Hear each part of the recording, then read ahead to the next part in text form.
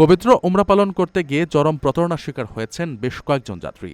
চুক্তি অনুযায়ী টাকা পরিশোধ করলেও সৌদি আরবে পৌঁছানোর পর তারা দেখতে পান তাদের থাকার জন্য কোনো হোটেলের ব্যবস্থাই করা হয়নি।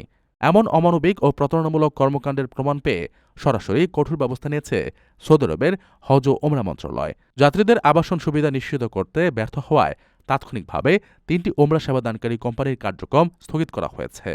শুধু তাই নয়, এসব কোম্পানির সঙ্গে যুক্ত বিদেশি এজেন্ট বা দালালদের বিরুদ্ধেও সংশ্লিষ্ট কর্তৃপক্ষের সহায়তায় কঠোর আইনি ব্যবস্থা নেওয়া শুরু হয়েছে। হজ ও ওমরা মন্ত্রণালয় জানিয়েছে, অনুমোদিত চুক্তিপত্রে সুস্পষ্টভাবে আবাসনের কথা উল্লেখ থাকলেও এসব কোম্পানি যাত্রীদের সঙ্গে প্রতারণা করেছে। এটি সৌদি আরবের ওমরা ও মসজিদে নববী জিয়ারত সংক্রান্ত নির্দেশনার চরম লঙ্ঘন। তবে বিদেশি এই যাত্রীদের বিপদে দ্রুততম সময়ের মধ্যে হস্তক্ষেপ করেছে সৌদি কর্তৃপক্ষ। ভুক্তভোগী সব যাত্রীর জন্য তাৎক্ষণিকভাবে বিকল্প থাকার জায়গা নিশ্চিত করতে অভিযুক্ত কোম্পানিগুলোকে বাধ্য করা হয়েছে।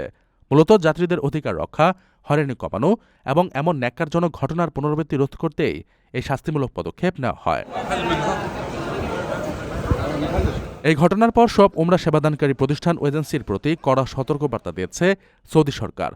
হজ ও ওমরা মন্ত্রণালয় দ্ব্যর্থহীন ভাষায় জানিয়ে দিয়েছে, চুক্তির শর্ত ভঙ্গ বা সেবার ক্ষেত্রে বিন্দুমাত্র অবহেলা কোনোভাবেই বরদাস্ত করা হবে না। আল্লাহর ঘরে মেহমানদের অধিকার ও উন্নত সেবা নিশ্চিত করায় তাদের সর্বোচ্চ অগ্রাধিকার। পাশাপাশি অনুমোদিত বিধিমালা মেনে যাত্রীদের শতভাগ সেবা বুঝিয়ে দিতে সব প্রতিষ্ঠানকে কড়া নির্দেশ দেওয়া হয়েছে।